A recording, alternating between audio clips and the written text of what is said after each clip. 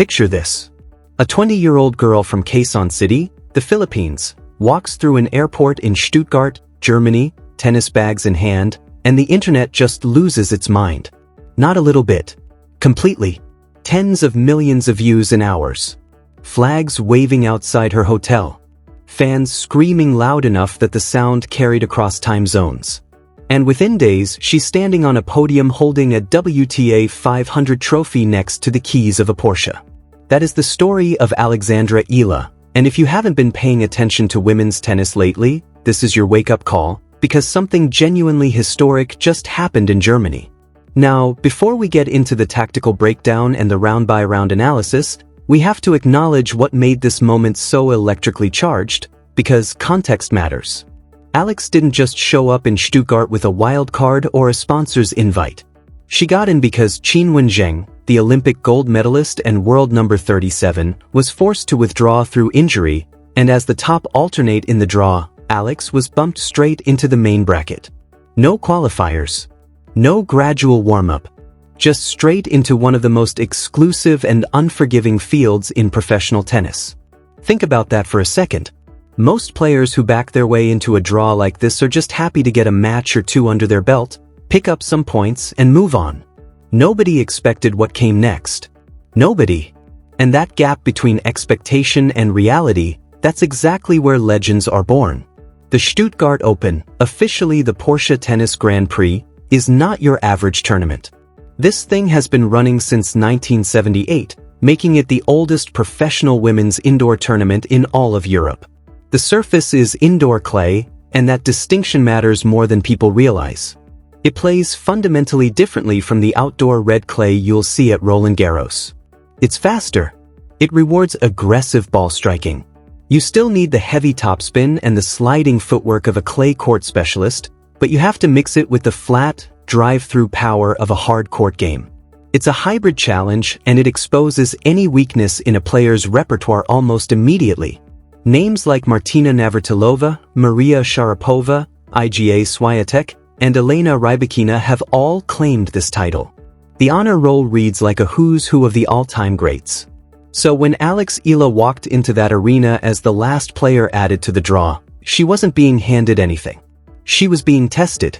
And before we get to how she passed that test, we need to understand the journey that prepared her for it, because this story didn't start in Stuttgart. It started decades earlier with a 4-year-old kid picking up a racket in a country where basketball and boxing hold almost sacred cultural status and tennis is considered a secondary, expensive, hard-to-access sport. The Eala family spotted something early. A competitive intensity that burned behind her eyes. Hand-eye coordination that just didn't look normal for her age. And rather than let that potential fade away quietly, they made a decision that would change everything. Alex earned a scholarship to the Rafa Nadal Academy in Mallorca, Spain, and if you know anything about that program, you know what that means. This is a place built on the philosophy of the greatest clay court player in history. The work ethic is brutal. The training is obsessive. The standards are uncompromising. And here is this young teenager from the Philippines, thousands of miles from home, learning to build her game from the ground up on the red clay of Manacor. That's where the foundation of her game comes from. The relentless topspin, the physical conditioning, the refusal to give away a single point. It's the Nadal school, and it's stamped all over how she plays. In 2022, she announced herself to the world in stunning fashion by winning the US Open Girls Singles title, becoming the first Filipino player ever to win a Junior Grand Slam Singles Championship. It was a massive milestone. But here's the thing about junior success, it doesn't guarantee anything at the professional level. The WTA Tour has swallowed up countless junior prodigies whole. The women out there are bigger, faster, more experienced, and playing for their livelihoods. The transition is brutal and most people don't survive it. Alex spent the years between 2023 and 2025 grinding through the ITF circuit, taking losses that would have broken less resilient players, rebuilding, adjusting, growing into a frame that by the time she arrived in Stuttgart stood at 5'9" with the rotational power of someone who has spent years in a world-class gym. Her ranking cracked the top 50 heading into 2026. And then at the Linz Open just weeks before Stuttgart, She absolutely dismantled Yelena Ostapenko, a former French Open champion, and that result was a signal flare to the rest of the locker room. Alex Eala was no longer a project. She was a problem. So when the draw opened up and she stepped into Stuttgart, the millions of fans who had followed her through every frustrating loss and every quiet win felt this collective exhale, like something they had been holding onto for years was finally being given permission to breathe. The viral explosion of her arrival was not manufactured hype. It was genuine, years in the making national pride finding its release. Watch parties were organized across the Philippines at midnight because of the time difference. Her name trended on social media for 5 consecutive days. Filipino fans painted the stands of the Porsche Arena in blue, red, white, and yellow, brought drums, brought banners, and created an atmosphere that absolutely transformed what is normally a very polished and reserved European tennis event. The local German crowd got swept up in it too. You can't be in that building and not feel something when you see that level of communal joy and belief wrapped around one person. But here's where the story gets even more interesting, because that kind of pressure is a double-edged sword. The weight of a nation watching your every stroke, the noise, the stakes, it has broken athletes with far more experience than a 20-year-old. Alex didn't break. She weaponized it. Let's actually talk about the tennis, because hype doesn't win matches on indoor clay. What does win matches is the geometry of a left-handed forehand, and Alex is a southpaw, which is one of the most underrated structural advantages in the game. The natural spin of a left-hander's forehand kicks high and wide directly into the backhand of a right-handed opponent, which is the most common weak side in professional tennis. She uses this advantage relentlessly, pushing opponents deep behind the baseline, forcing them to hit defensive balls from above the shoulder.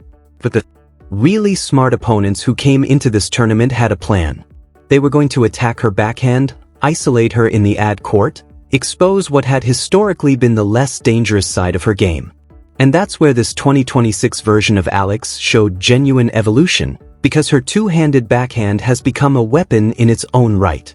Players pushed her into the corner expecting a looping, defensive slice, and she stepped inside the baseline and drove the ball flat down the line for clean winners. It shattered tactical game plans, completely destroyed the predictive models her opponents had built. Her movement on the clay was extraordinary throughout the week. She has this incredibly low center of gravity, and she slides into balls at full stretch with her balance completely intact, recovering to the center of the court with explosive footwork. Opponents hit shots that would have been outright winners against virtually anyone else on the tour and found her there, balanced, ready to counterpunch. Her serve, which has historically been a point starter more than a point ender, showed up in Stuttgart as a genuine weapon. That left-handed slice out wide on the ad court was dragging players 3 feet off the court and opening the entire court for a forehand put away. Her first serve percentage in the tightest moments of matches was remarkably high, denying opponents the aggressive second serve opportunities they had been counting on. Tactically, the tournament-defining moment came in the final, when Alex recognized mid-match that her opponent had started timing the heavy topspin and adjusted on the fly. She introduced drop shots disguised perfectly behind her massive forehand swing, drew her opponent forward into the net, and then dissected her with passing shots. The ability to make that kind of in-match adjustment at 20 years old, under the scrutiny of an entire watching nation, with a title on the line, is not something you can teach in a practice session. That is the product of thousands of hours of grinding through matches on the ITF circuit where nobody was watching and nobody was cheering. And then came the moment itself. Championship point. The arena went silent in that particular way that only happens when everyone in the building is collectively holding their breath. Alex bounced the ball, face unreadable. A slice serve out wide. An aggressive return came back. And then the forehand, blistering, flat, straight down the line, painting the chalk with the kind of precision that looks inevitable only in retrospect. Her racket hit the ground. Her hands went to her face. And the sound that followed, from the stands, from living rooms across the Philippines, from Filipino communities in Germany, in Europe, across the world, was something genuinely primal. That is what years of sacrifice and belief sound like when they finally find their release. What this means going forward is enormous. Alex is no longer ranked outside the top 50. The points from Stuttgart will move her to a career high that earns her seedings and protections she has never had before. She goes into Roland Garros not as a hopeful qualifier but as a WTA 500 champion with momentum, form, and the absolute belief of someone who just survived the deepest end of the pool. Her left-handed game on clay is arguably better suited to the French Open than it was to Stuttgart, and that thought alone should terrify the top seeds in the draw. More broadly, what Alex Eala winning in Stuttgart does for tennis in Southeast Asia, for kids in the Philippines who never saw someone who looked like them competing at this level, cannot be quantified. Right now, somewhere in the Philippines, a kid who had never considered picking up a tennis racket is picking one up for the first time because of what happened in Germany this week. That is the real legacy of this title, and it will compound quietly for years. The road from here leads to Paris, to London, to New York. The stages get bigger. The expectations get heavier. And somehow that feels less like a warning and more like exactly what Alexandra Eala has been quietly preparing for her entire life.